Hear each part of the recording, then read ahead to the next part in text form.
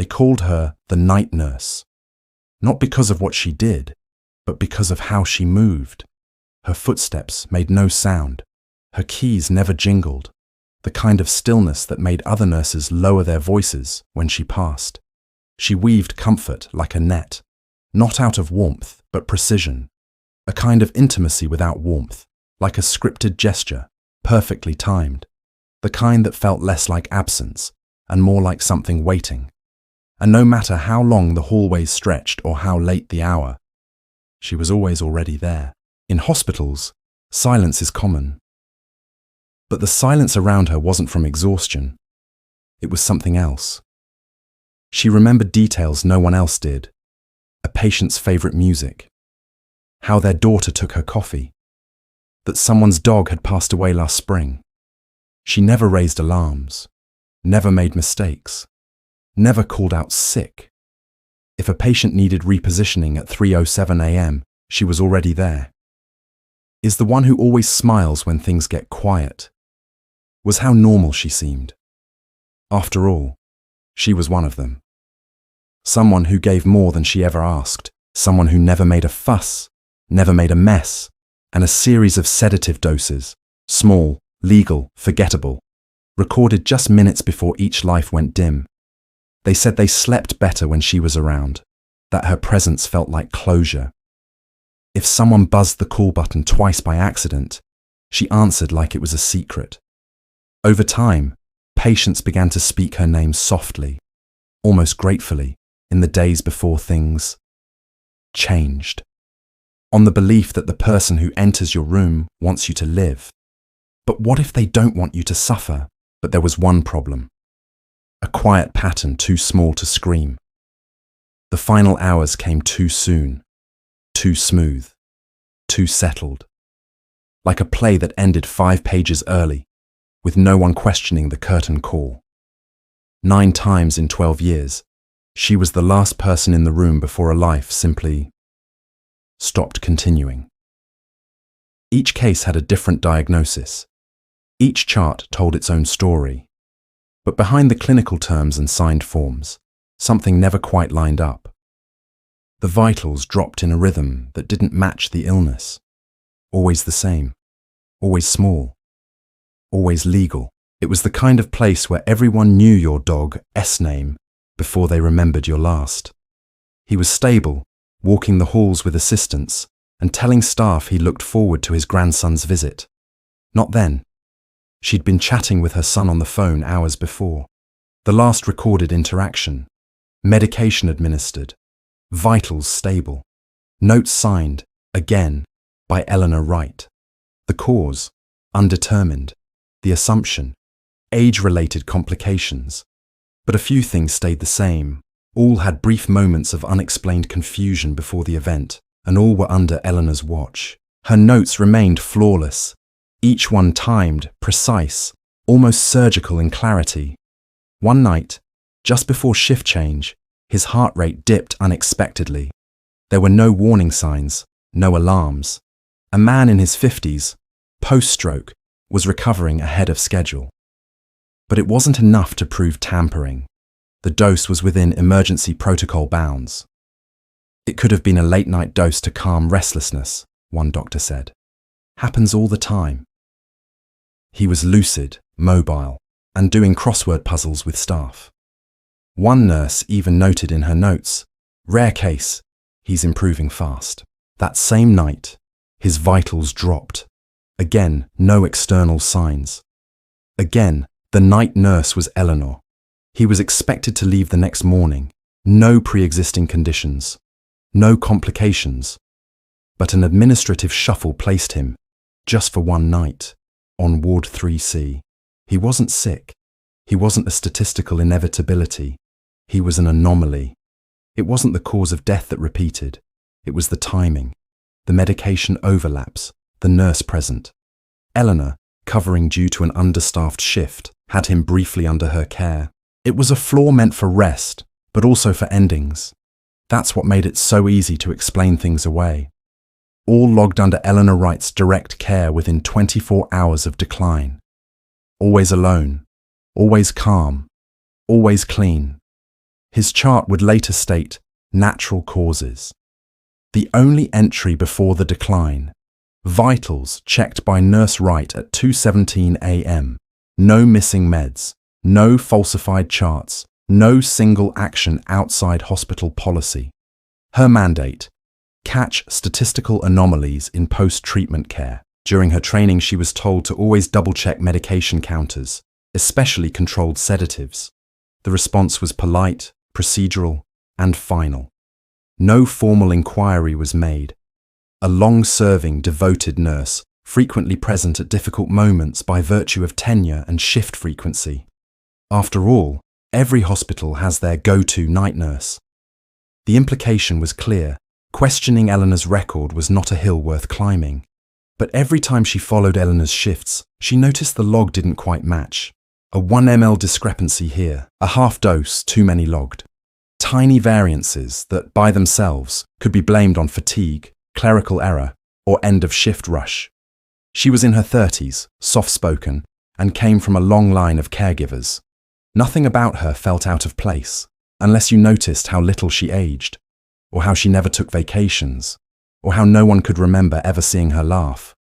Founded in 1972, it had a reputation for low staff turnover, high patient satisfaction, and the kind of stillness that made it forgettable, a quiet flaw by nature.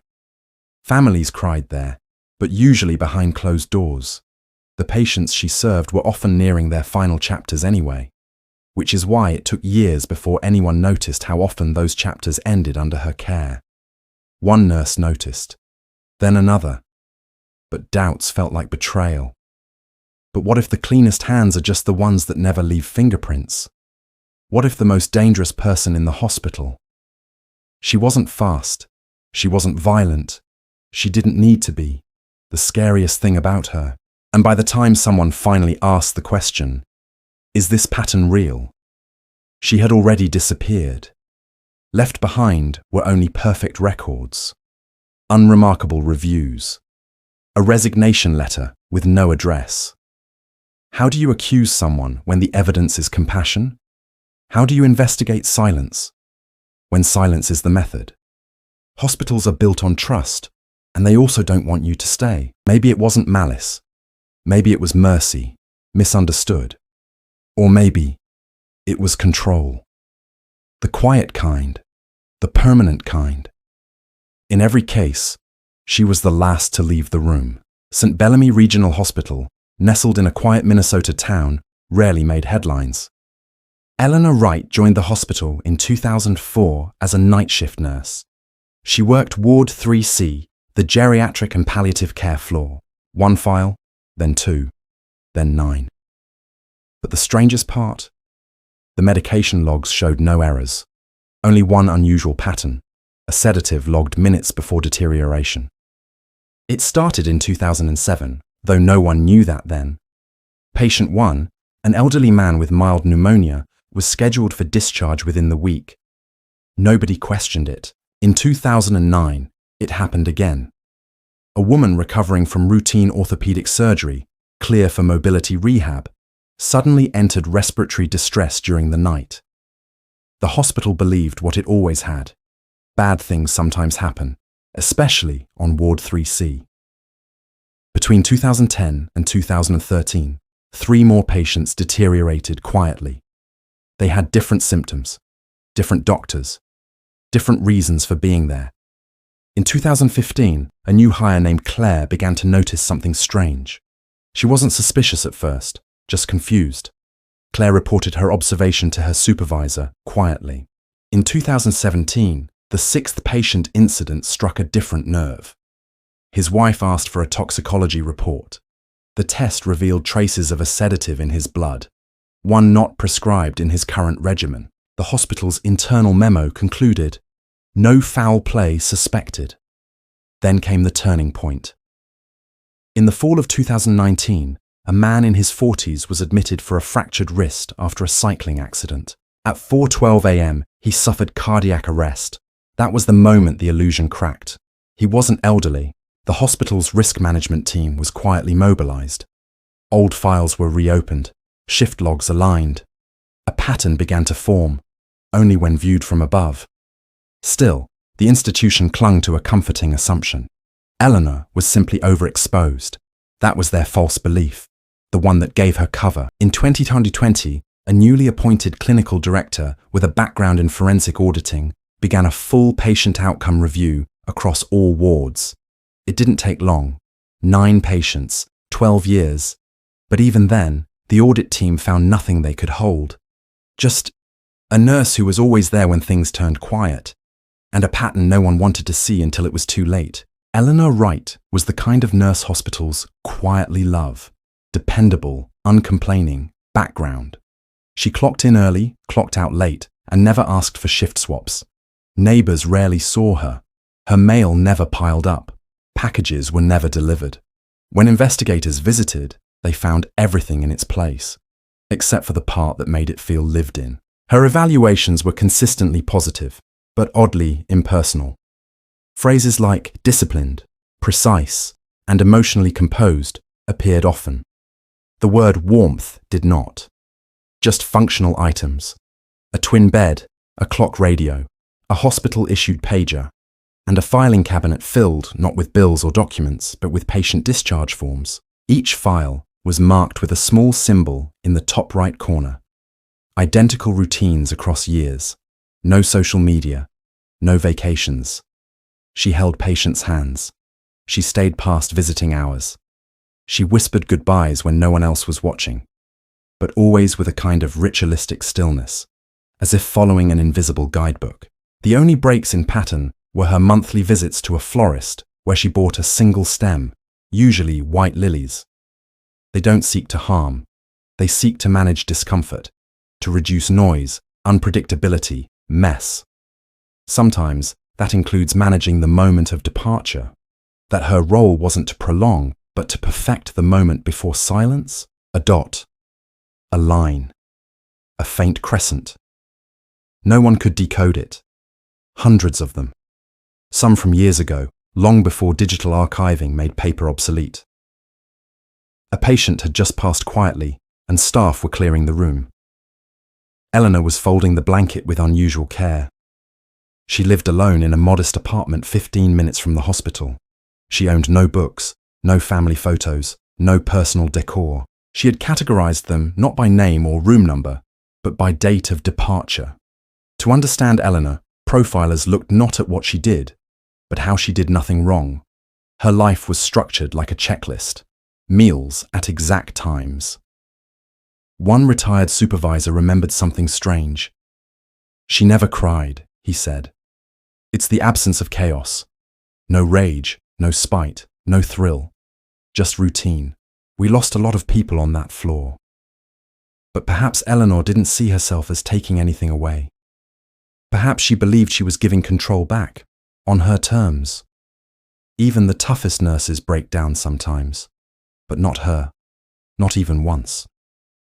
She simply worked until she didn't. That's when they began to reconsider.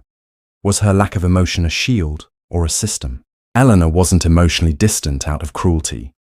If anything, she gave more attention than most. There's a theory in behavioral forensics that some individuals, particularly those in caretaking roles, develop what's called a control through calm complex. No known break. No evidence of childhood abuse, substance use, or instability. Only one quiet fact. Her mother passed in hospice care when Eleanor was 21. A handwritten note found in her files simply said, could that have been Eleanor's belief? That she wasn't taking lives, but easing transitions? She never spoke of motive, never defended herself, never admitted anything.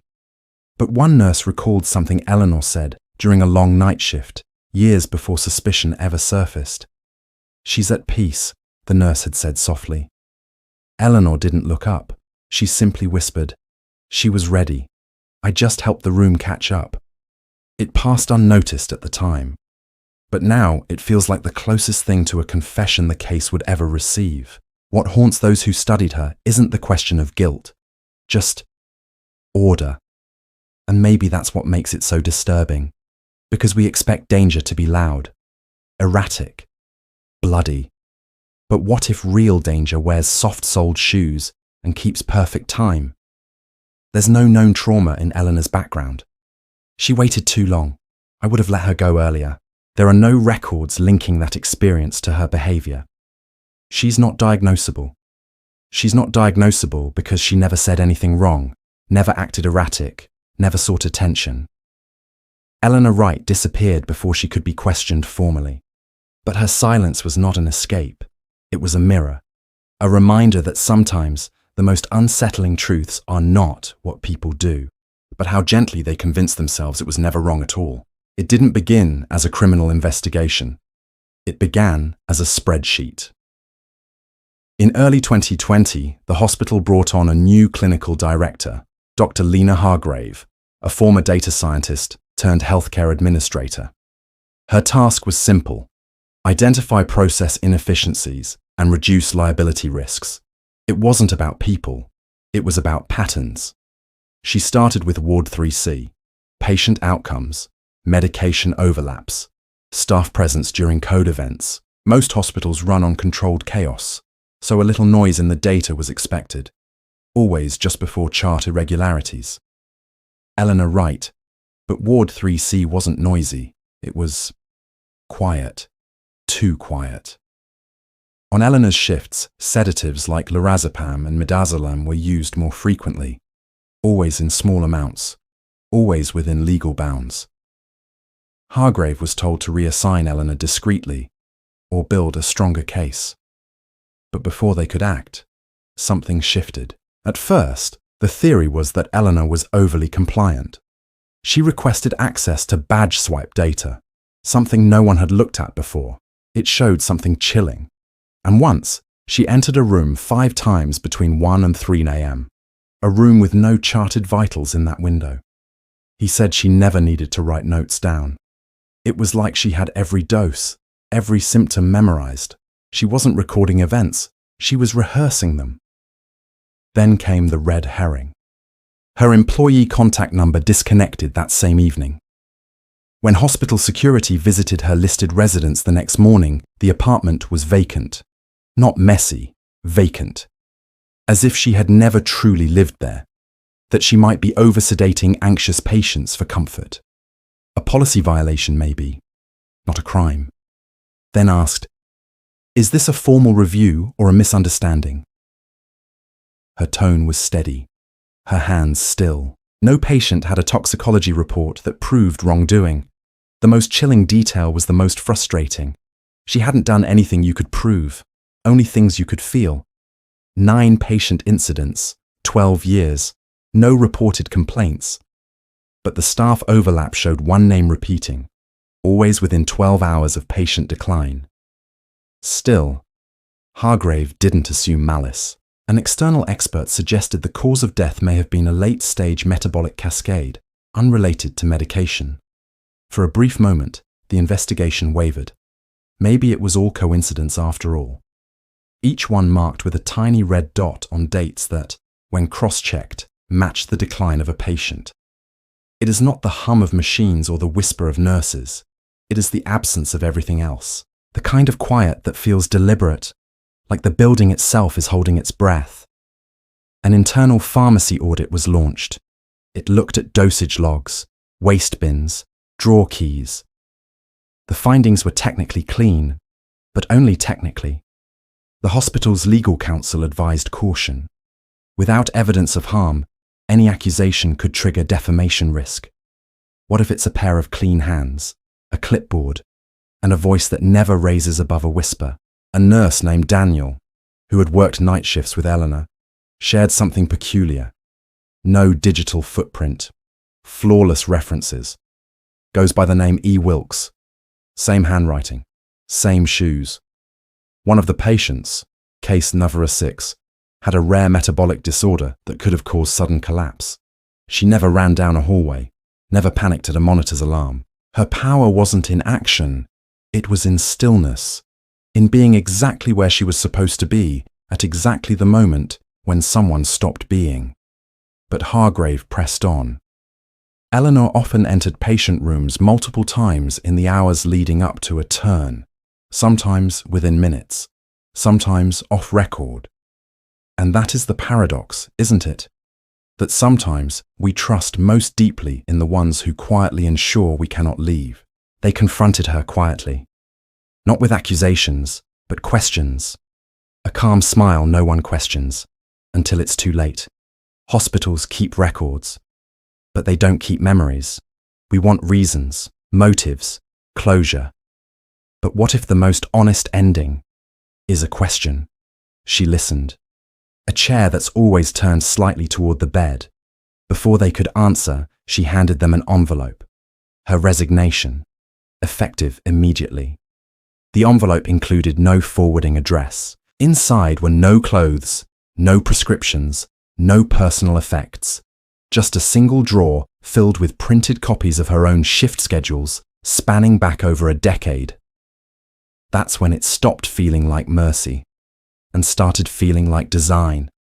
Ask yourself this: is someone helping you rest or helping you leave? But even then, no law had been broken. No substance had been misused. The hospital never released a public statement. No charges were filed. Legally, she was gone. Professionally, she was erased. Ward 3C was renamed that same month. The sedative logbooks were digitized. Staff were retrained on reporting patterns, not just incidents. But the twist didn't come in a document. It came in a hallway. 6 months later, in a hospital 3 states away, a nurse with an eerily similar profile joined the night shift. When a patient under her care passed quietly in the night, a junior nurse noted something strange in the chart margin, a faint crescent marked in red ink. But no one has been able to track her since. And just like that, the story changed shape. There is a sound hospitals make just before dawn. Some believe this is the hour souls decide whether to stay or leave. Others say it's when grief walks without footsteps, checking rooms no one entered. Whatever you believe, it was in that hour that Eleanor Wright was always awake. They say evil wears many faces.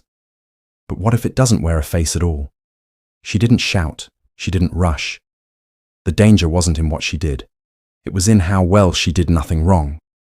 No one ever imagined to fear her, because she was the one who came when others called for help. What if her patients did feel peace in her presence? What if her voice really was the last kind word they heard? Does that make it mercy or manipulation? Sometimes the story doesn't end with a name or a charge. Sometimes it ends with a room that's too quiet for comfort, a folded blanket that no one remembers folding. Somewhere, right now, someone is adjusting the lighting in a room with one patient. The air feels still, the temperature comfortable. The notes are charted cleanly, and a nurse stands by the door, waiting just long enough to be the last presence in the room. It could be anyone, a woman who never aged, a signature with a different last name. Once the paper is filed, the bed changed, the family thanked. Nothing remains but a shift log and a silence no one audits. We want stories to end in truth. What if she never meant harm? What if harm was never the point? Maybe the most terrifying person you'll ever meet isn't the one who wants control, but the one who believes they're restoring balance. If you listen closely, just before the morning light filters into the room, you might hear her still. Not her voice, not her steps. Just the stillness that arrives when something has been decided. And if you feel your eyes growing heavy and your thoughts begin to settle,